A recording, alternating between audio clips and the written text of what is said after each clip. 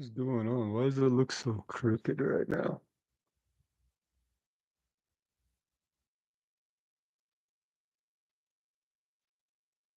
Hmm.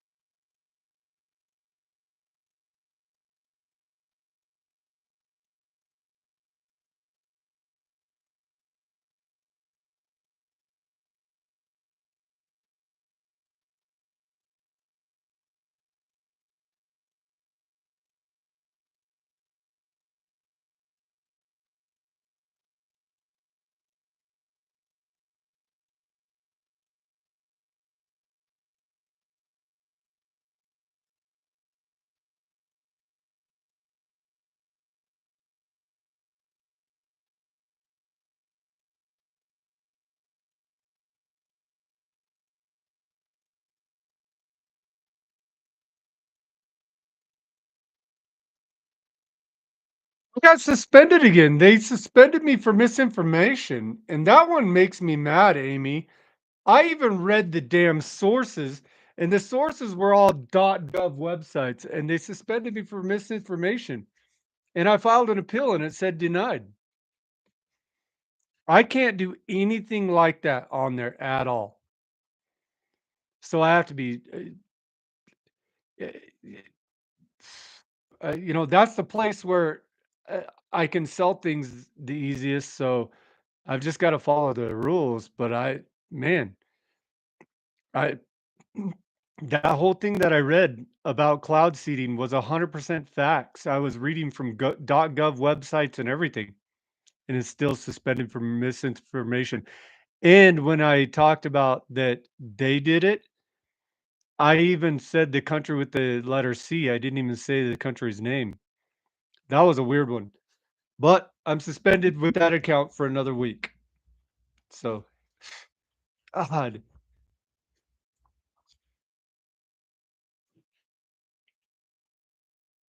there had to be people reporting me too. It's the left wing folks that I made mad with my posts this week about mining lithium and stuff like that. And then you bring up cloud seeding and you make all the liberals mad, and then next thing you know, you get banned. That's what happens. It's called the cancel culture, and the liberals created it, so every time one of them goes to jail or gets canceled nowadays, it makes me happy. I fucking love it. Every single judge that gets arrested, I fucking love it. Every liberal that gets in trouble, I love it because they're all scumbags. Because the reality is, I did absolutely nothing wrong on that live, but it had to be somebody reported me. That had to be what caused it. Because reality is, I didn't even say keywords that I think they would find. I actually was very careful about it all. Nope. Suspended for misinformation. What the fuck is that? I mean, seriously. It's a legitimate thing. Cloud seeding is real. It's done all the time. It's real. Then the only other thing I did was complain about other blue collar guys that are always clean. Well,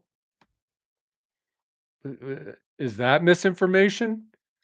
They're not always clean. I mean, I don't know. What was my misinformation? I have no idea. But that's what happens when you're on a site owned by the Communist Republic of China. Now, if I could get some people to show up in this live, people to come here and chat with me, I could do it here and I wouldn't have to worry about doing it there.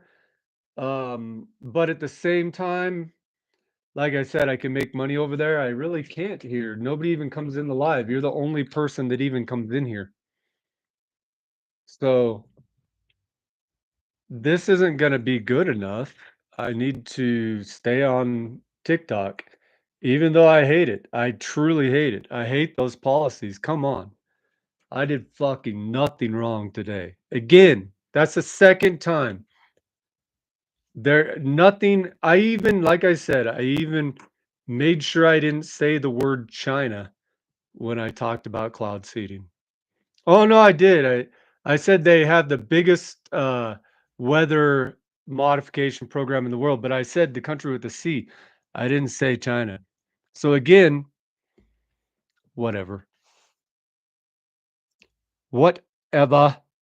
Whatever. I don't know. There's other places. I mean, but I'm maybe gonna have to start doing it on Clapper because at least on Clapper I can say what I want. And like I said, I think I'm up to like 750,000 views in the last 7 days. So I'm doing well over there. So maybe that's where I start doing my lives. I don't know. I don't know what to do because TikTok is fucked. And all that's going on over here is I'm recording these because nobody comes in the room but you.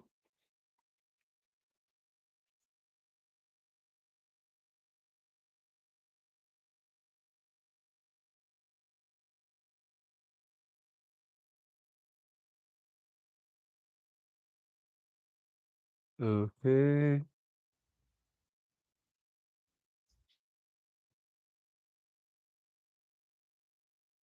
I'm guessing the audio is working. I'm guessing the audio is working. Okay, it is. Clapper is an American-owned company. It was developed by a gentleman that went to Texas Tech University. I'm not sure which country he was a citizen of, but I believe he lives in the United States now.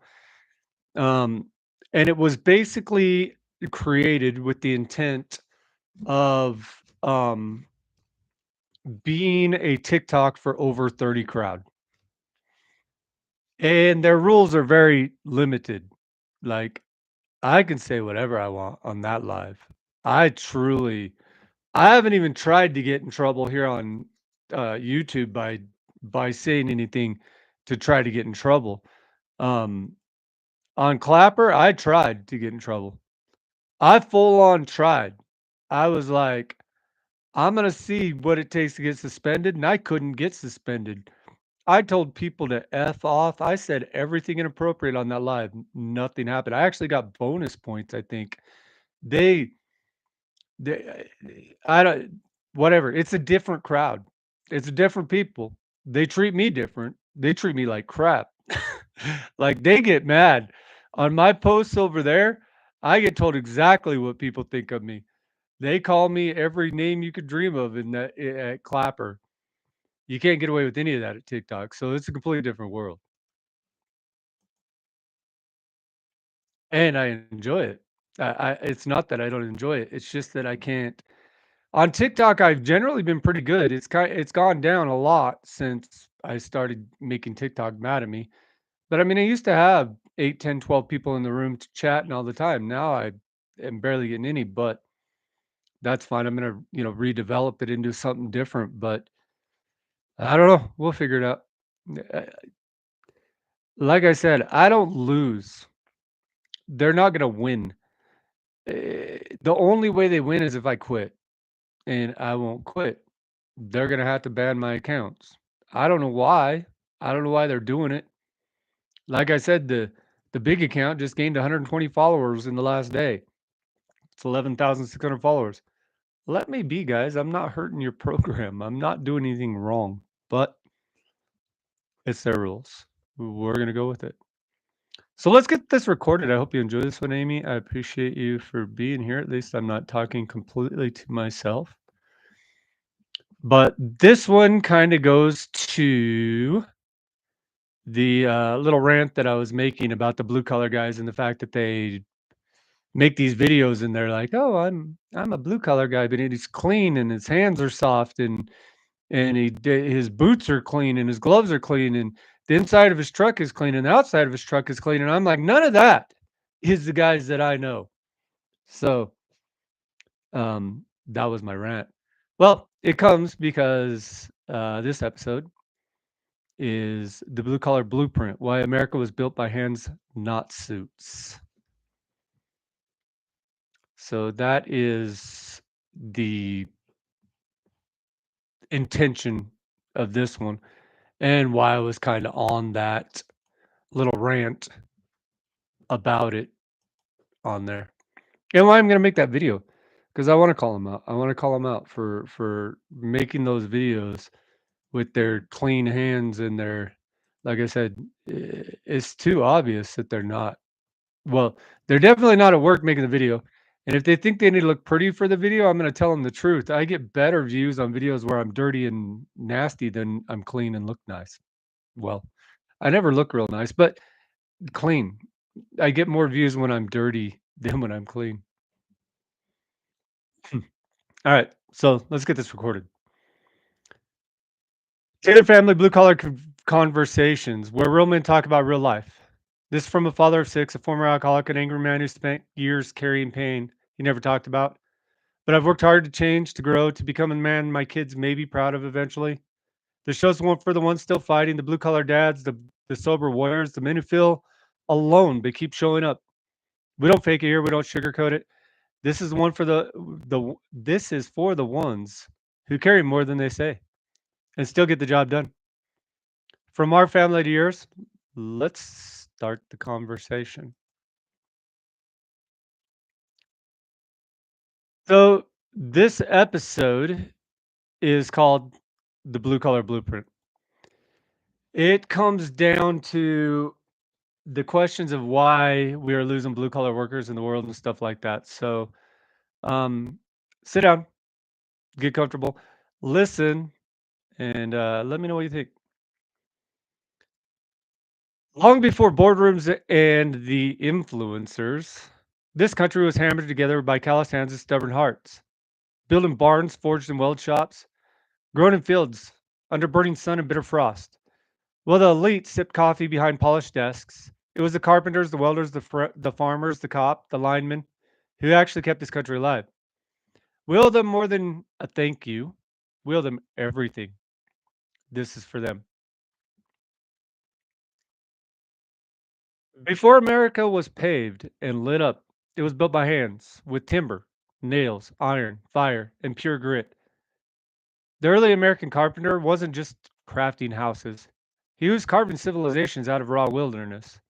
Blacksmiths and welders were the heartbeat of survival. If your wagon broke, if your tools failed, if your rifle snapped, you needed a smith, and you needed it quick, or you didn't live long. When electricity came, linemen strung wires across open skies, falling to their deaths in brutal numbers. For decades, linemen was the deadliest job in America. And big projects like Hoover Dam, officially 96 dead. Unofficially, hundreds more, many buried alive in wet concrete to keep the deadliness moving and keep the job going. And I could tell you straight up, my grandfather and my great uncle worked on that project and said it is a fact that men are buried in that dam. Men literally entombed inside the concrete walls of the dam, forgotten, ignored. Underwater welders faced insane death rates. Cowboys fought daily battles against stampedes, horse wrecks, bandits.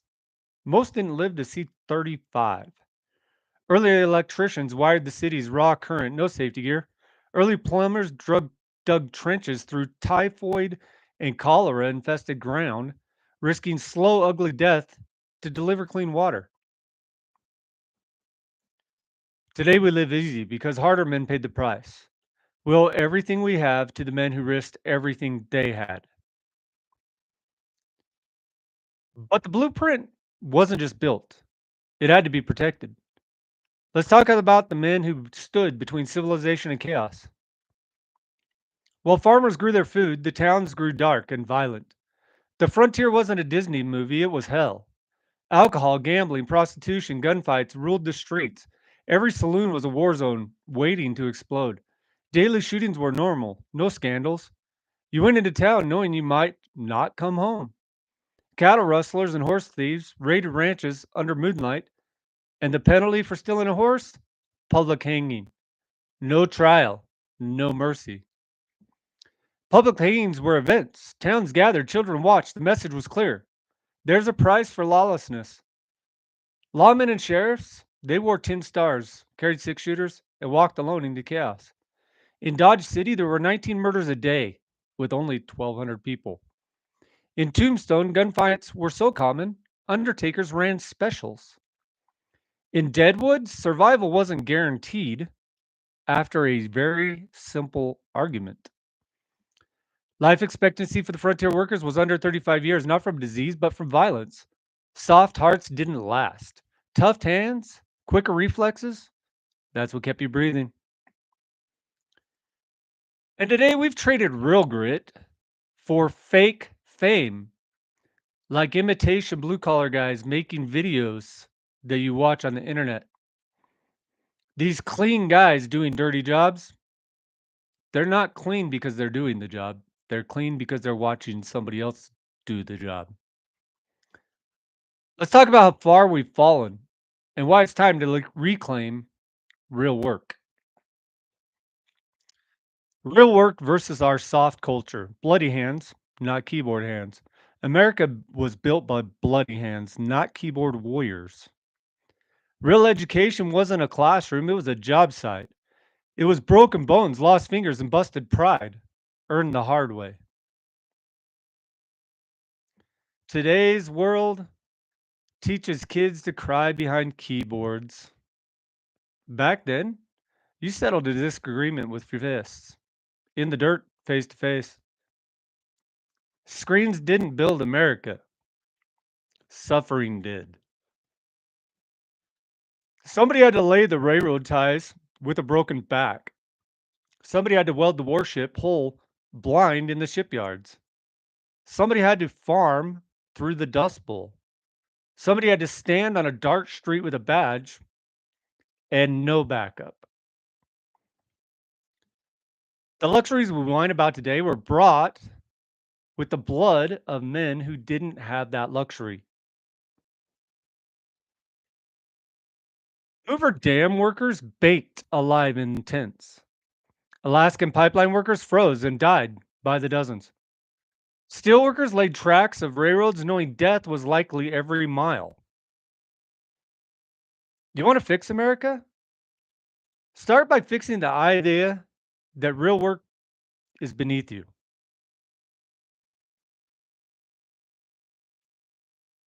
We're not here to mourn the past. That's not my point of this episode. We're here to rebuild the future. And it starts with teaching the next generation to build again.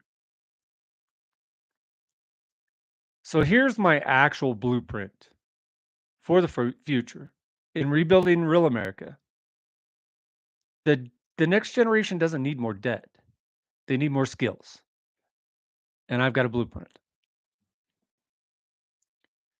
Bring back VICA, full force. The Vocational Industrial Clubs of America was founded in 1965. It was built on simple truth. Strong hands build nations.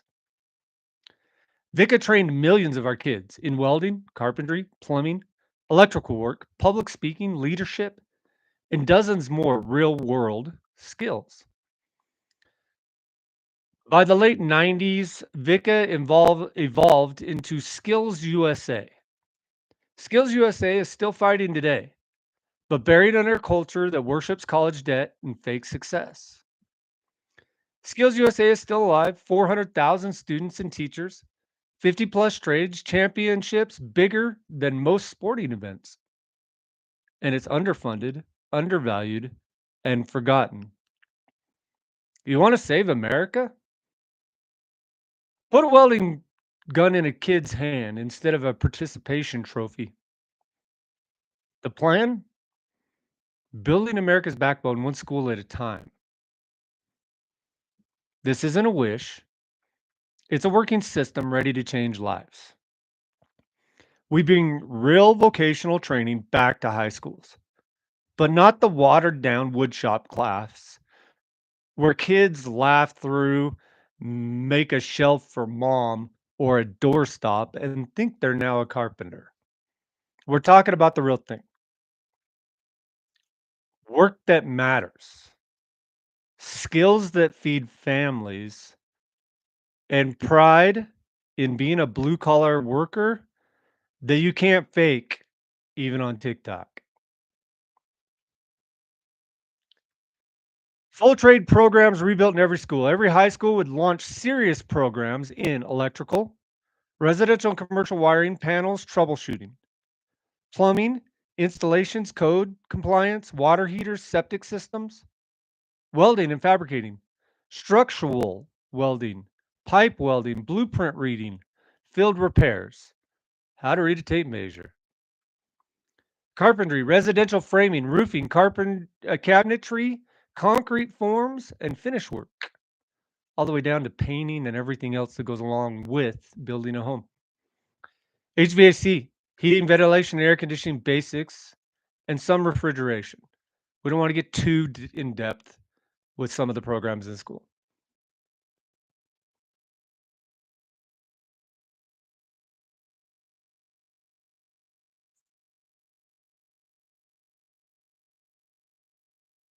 Automotive repair and custom fabrication, engine swaps, welding, bodywork, paint, culinary arts and food safety, food trailer construction and inspection compliance. So the program that I would actually like to do that is not just theory, it's not just sitting in your classroom. We'd make sure that the young men and women in these programs, they get training in blueprint reading, basic business skills, including invoices, bids, permits, budgeting, stuff that we don't seem to teach anymore. Safety certifications, OSHA 10, first aid, rigging and lifting. Real world projects, like I said. Every school, every year, a students would complete 3 major real world projects. One, the school and the students in the vocational training would build a home. Students in electrical, plumbing, carpentry, HVAC, and welding work together. They build a real house. Framing, wiring, plumbing, roofing, siding, finishing.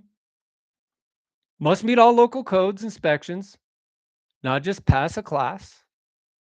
Full project management, estimating, budgeting, scheduling, permits, inspections, all taught.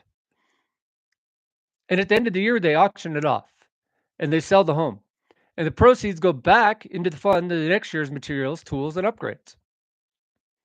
so they can build a bigger house, better house, nicer house, more options, put in solar, implement all the new things of today, but teach the kids to do it. In the mechanic shop and auto body and stuff like that. Automotive students, with the help from their welding fabricating students, build and fully restore a custom vehicle. The vehicle could be donated every year. I guarantee fundraisers will raise the money for this stuff. People love this stuff. But schools talk about budgets because they worry about the money from the federal government. The schools can't fund local projects. The schools can fund their own problem or their own classes and programs. If you put it out, if you did fundraisers, I'll bet you money the schools start raising the money to do it. At least in the rural communities. In the cities, probably not. But at least in the rural communities, we'd see it start happening again.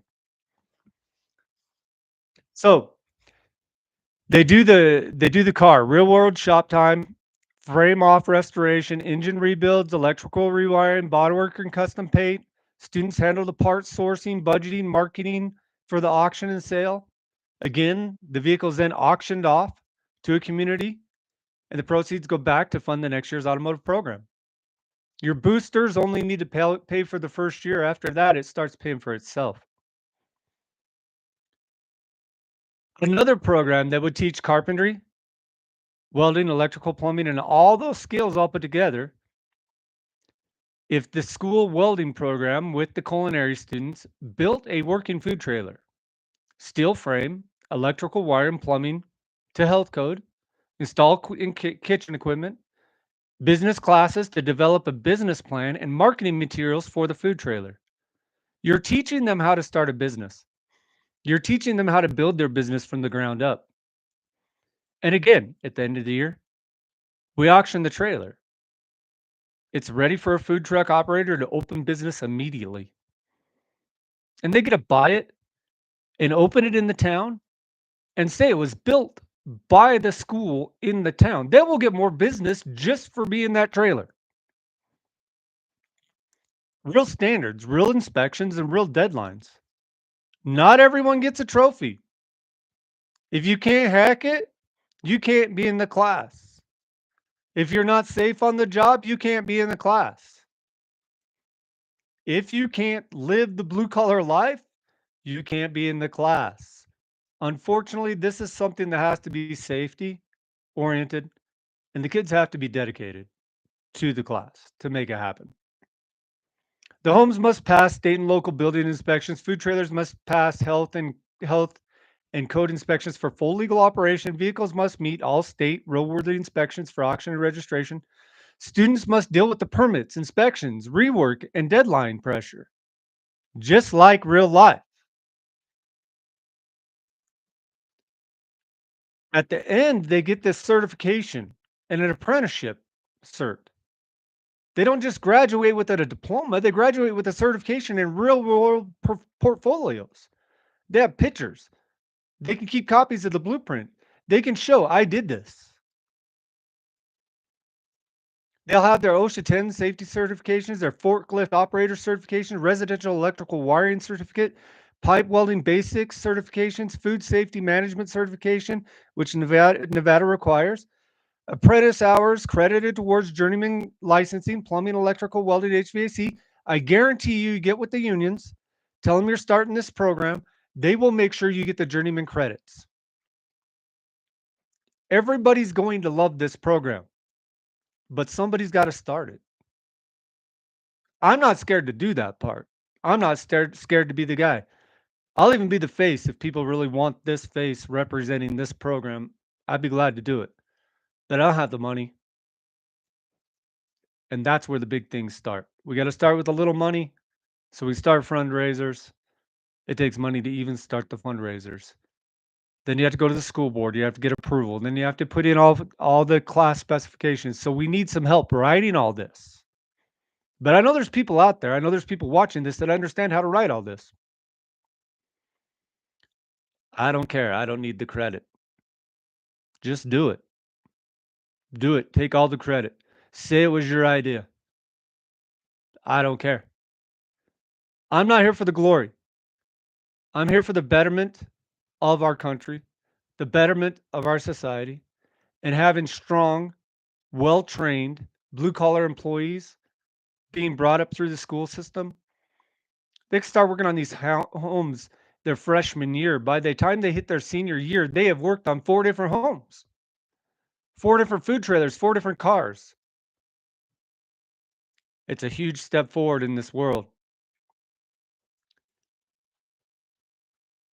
The cultural change, it brings pride back to the trades. The community would love seeing the house built, knowing that the students were doing it. It would become a spectacle. The food trailer, the automobiles, all these extra things, we would post them on the Instagrams and the TikToks of the schools and the Facebooks and all their social medias, and people would see the progress and they'd be excited. And by the time it came auction time, there'd be people lined up for that auction. Every project, every auction, every success builds pride. Kids see their house they built standing for decades. From the time they build that for the rest of their life, every time they drive past the house, they're going to say, I built that. And somebody's going to go, when? No, you didn't. No, you don't. Pictures or it's not true. And you can go, here's my class picture standing in front of it when I built it, you jerk. Families drive the truck that you restored for years. You get to see that truck driving through town. As high school kids, for the rest of the time that you're in this town, you'll see that truck drive by. You'll see it at the car shows because ultimately that's what it would be built for. We have a huge one in our area in Reno, Nevada. Y'all may have heard of it. I'm not going to say the name. It's a hot night in a month called August. Um, there are tens of thousands of cars that come to that. The schools would build one for that, and it could even be auctioned off at that. They would, I guarantee we could put in a whole section of the auction that auctioned every high school within 100 miles of here if they brought their cars. It would be amazing. Entrepreneurs run the food trucks that the kids fabricated from scratch. They get to eat at the place they built. That's a whole different level of pride. I could take it back to when we raised turkeys and we would butcher them the weekend before Thanksgiving and they would be sold to the community for their Thanksgiving dinners. We would allow families and young children and stuff come out to learn the process of how to process that animal. The young boys, I would talk to them so much about the pride of providing the meal that he as a man has to provide the food for the family. And today he's doing that. With the work that he's putting in today, he's going to provide the turkey for Thanksgiving dinner. The biggest, most important part of Thanksgiving dinner, you're going to provide with your own hands and your own effort. And you get to say when you sit down for Thanksgiving dinner and you guys say the prayer, somebody can throw in thank you to your name and blessings to him for his hard work in providing this turkey today. It's an amazing thing. They leave school proud, proud of their hands, proud of their scars, proud of their work. It's not an elective, it's a freaking movement. These kids will start their freshman year and become carpenters, mechanics, welders, painters, culinary arts students, whatever, in 4 years. If they do it for 4 full years, man, they've got a leg up on everybody else. You want kids to dream big, give them a damn hammer. Let them build their dream with their own damn hands. This is how we rebuild America.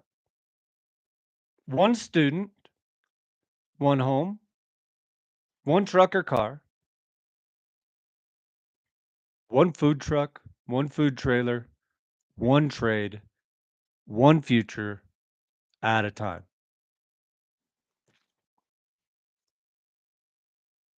America wasn't built by suits.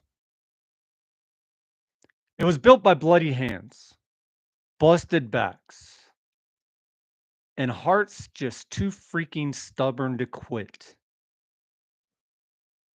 If we want to save it, we better start building again.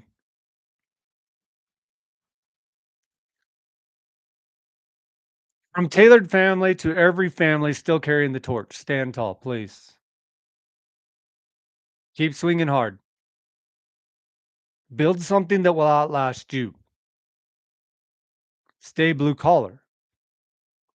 Stay proud. Stay ready. Be real. Be honest.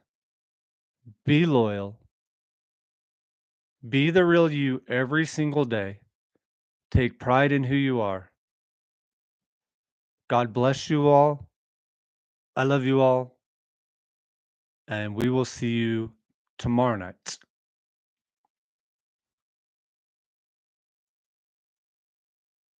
That one was kind of short. That was kind of short. Like, actually, that one I might have only, I don't know, maybe it was a half an hour. The funny thing is that when I build these, I go based on words. So 150 words is supposed to be, you speak 150 words a minute. Um, I think I speak faster than 150 words a minute. So I guess it depends on the episode I'm doing and how interested I guess I am in it, even.